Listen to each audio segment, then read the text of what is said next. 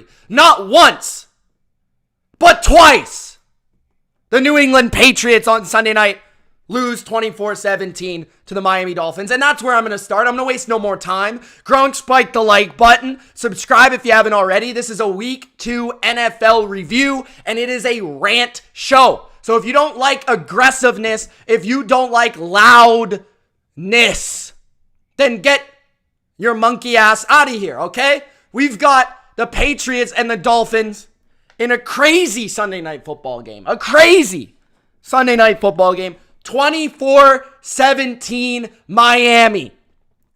The first half, 17-3 Miami. Miami looked like they were out playing the Patriots, moving the ball up and down the field. Moving up and down the field.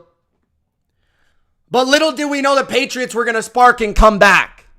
And this ended up being a crazy good game. One of the best. I know I'm a little biased, but one of the best of week number 2. So what are the takeaways from Sunday Night Football? For me, I got to start on the Patriots side. First of all, the Patriots need to learn how to block. During this game, we single-handedly saw one man and one man only be the biggest joke that we saw all weekend. Let me get my sound effect. Hold on. One sec. His name is Calvin Anderson. Got beat multiple times by Van Ginkel. The Patriots tomorrow should be on the phone with Mr. Collins out of Cincinnati and be asking, hey, well, how much do you need? Because we need a right tackle. The Patriots need a right tackle. The left tackle, well, Trent Brown was out. So I kind of expected that guy to struggle. He's the second or third string left tackle. I kind of expected that. Okay? But he wasn't actually as bad as, hold on, Calvin Anderson, who got dummied time after time. Mac Jones, this was a wild game. I don't even know how to explain it. But it's just the same stuff every single time with the Patriots. First half, New England's offense, it's got a spark. It's got a spark. It starts the game. They're moving the ball. And then something happens. They get sacked. They fumble the ball. They throw a pick.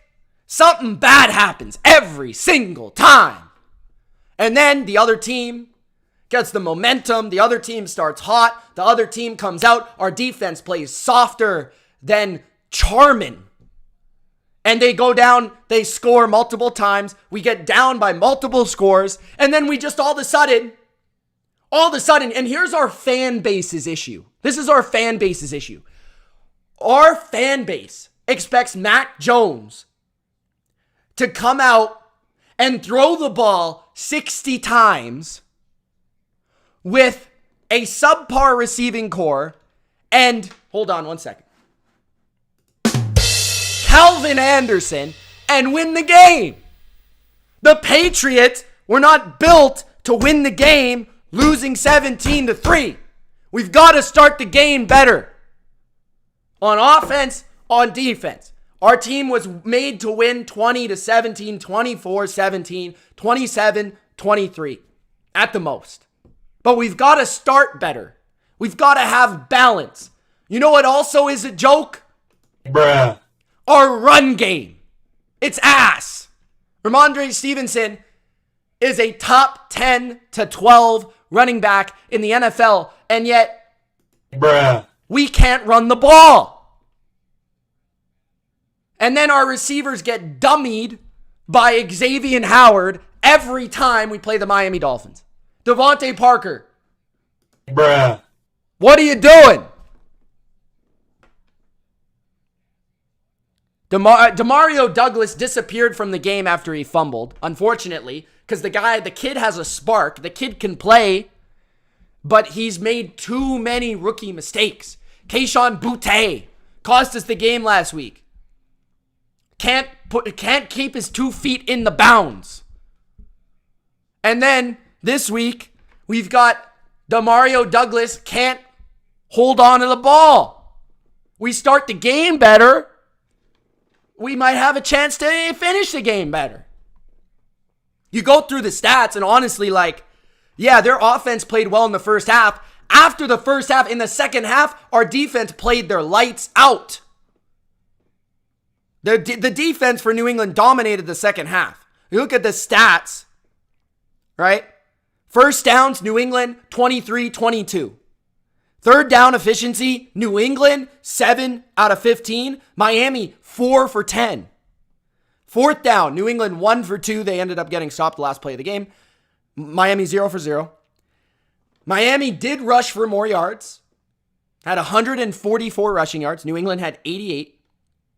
And a lot of them came on the drive to get us within 7. Passing yards, Miami had only 244.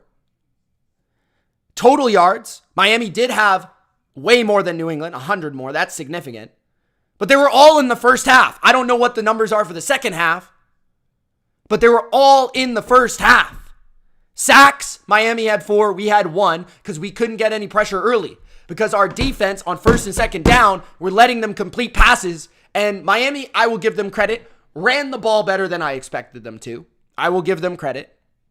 I will give Mike McDaniel credit. He's one of the best offensive coaches in football. I will give him credit.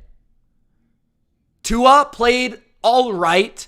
He made some big, crucial mistakes in the second half. He almost cost his team the game with the pick and the near fumble snap. He missed a couple receivers, but he made some really nice throws. The one to Berrios in particular before the first half was a really nice throw. He got the ball out quick early in the game. The O-line for Miami played better than New England's. I will say that much. The defense for Miami, they got some heat when they needed to. But man, New England messed this game up again. It's the same game. The same damn game. Every week. New England falls behind. New England then proceeds to outplay the other team for a half and finds a way to not win the game.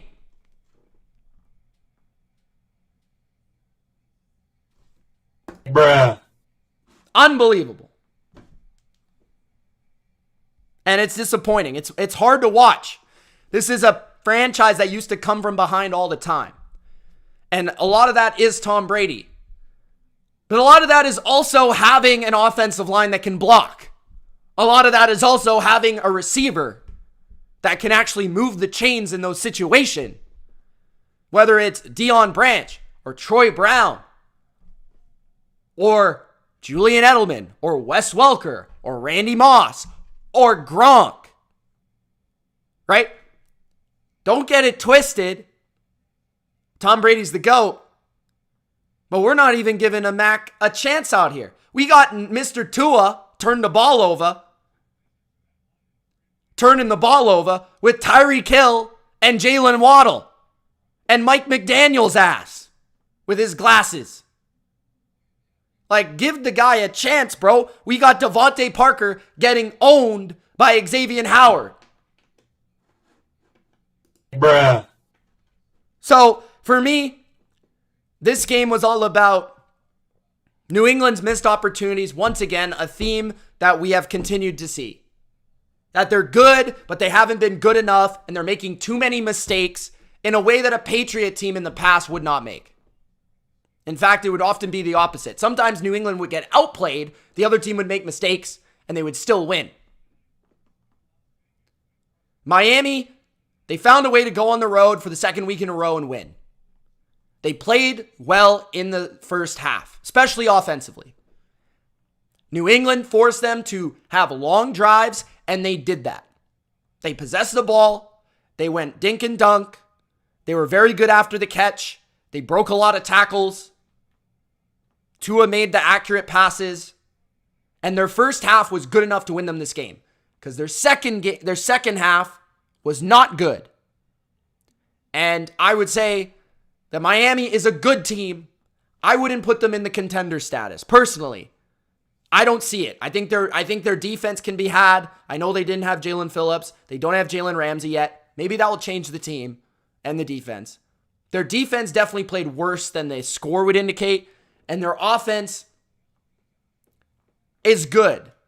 But I don't know. Something about Tua. I just don't think in those big moments he's going to come through.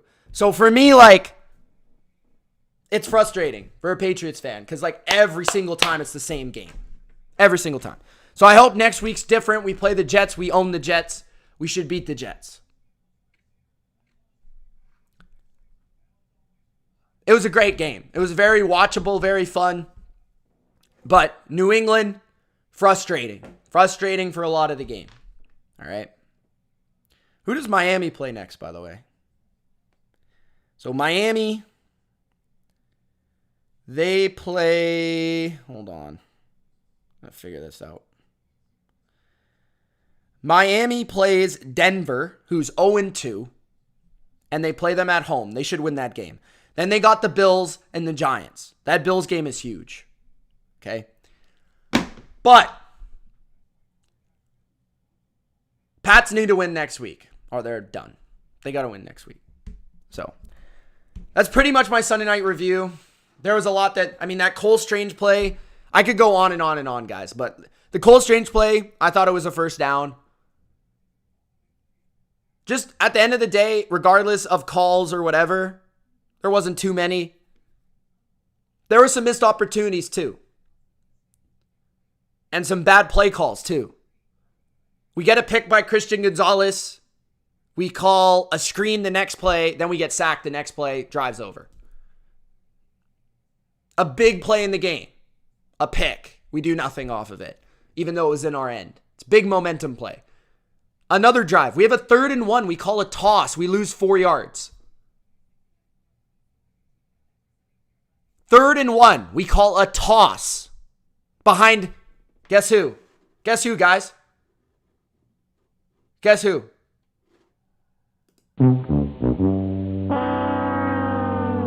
Yes, Mr. Calvin Anderson. So, that's it for me on the Sunday night game. Let's move on to the Sunday action. During